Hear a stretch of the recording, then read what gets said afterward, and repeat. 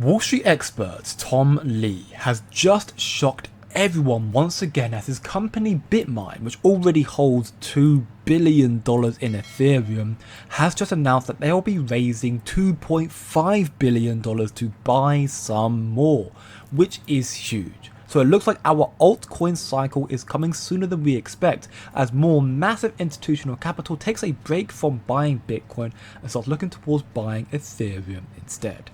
Even publicly traded GameSquare just bought another $10 million worth of Ethereum, so even gaming companies are starting to ape in, which once more is extremely bullish news. Ethereum, as a result of all this big news, is now valued at $3,749, up roughly 3.28% on the daily time frame, and this capital inevitably will trickle down into the other altcoins, the blue chips, and the next in line right after Ethereum, sitting at number 3 for now, is XRP. Tom Lee, obviously, he's aiming to replicate what Michael Saylor has done with Bitcoin. He says so himself. The difference is, Bitcoin has a limited supply of 21 million Bitcoin in total.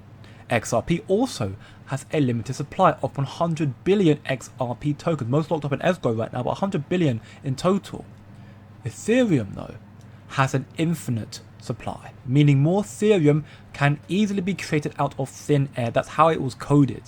Just like fiat currency, therefore, like the US dollar, and this is what caused de-dollarization, just printing more out of thin air with no consequences, or there are some right now. And apparently, Blackrock has just confirmed and stated that de-dollarization is prompting central banks to diversify into other currencies and alternatives like gold or assets like Bitcoin, considering crypto instead of the dollar to hedge against the dollar, which is, again, huge news for the future price and adoption of crypto of this asset class, and also proof that an asset with an infinite supply that can be printed out of thin air is destined to fail from the start. Having a capped supply and making that asset deflationary, like how every transaction on the XRP ledger burns XRP, that makes the asset more valuable, gives it longevity as the demand continues to outweigh the supply. Ethereum, therefore, is at a massive disadvantage. While it has the largest ecosystem for stablecoins right now especially, its system is already slower and much more expensive than the likes of XRP's ledger, and its infinite supply is one that is destined to fail. Eventually, Wall Street investors, people like Michael Saylor or even Tom Lee, will realize this and know that XRP is the next obvious step, the safest bet, and, being, in my opinion, a much more effective, fully effective strategic reserve, as XRP has the advantage of a use case of a medium exchange, unlike Bitcoin after all.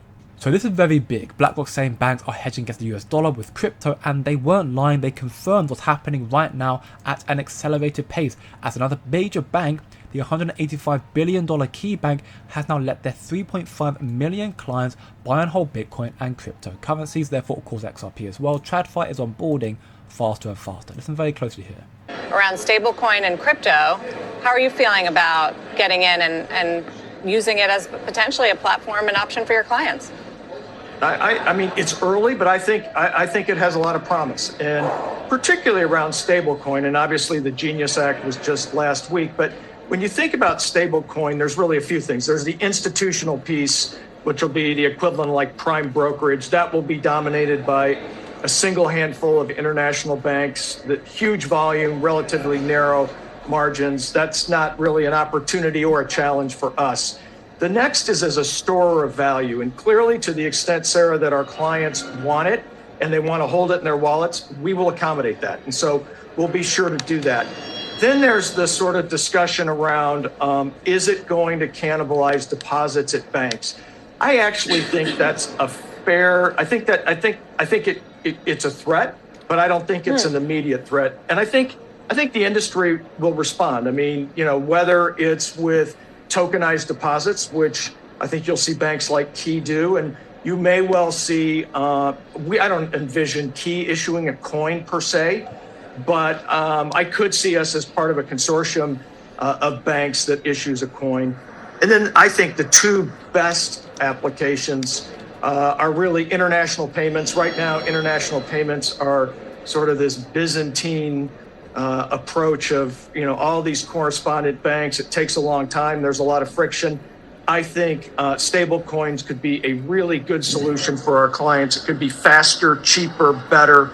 XRP is currently valued at $3.25, up roughly 2.1% on the daily time frame. And with all this TradFi capital going into Ethereum and into Bitcoin, into crypto, trickling down to XRP, inevitably all the big banks starting to onboard and offer crypto, letting their clients hold it. XRP currently valued at $3.25. This may be one of the final times you can get XRP at these sort of prices. But again, do your own research, or better still, you don't miss out on the other incoming opportunity to come much more here in the VIP. Wop.com/coinfactory, alpha information ahead of time, educational videos, private live streams, trade alerts, and so much more. Check it all out. 7-day free trial, in the description. And as always, remember, don't look short term, think long term. And I'll see you in the next one.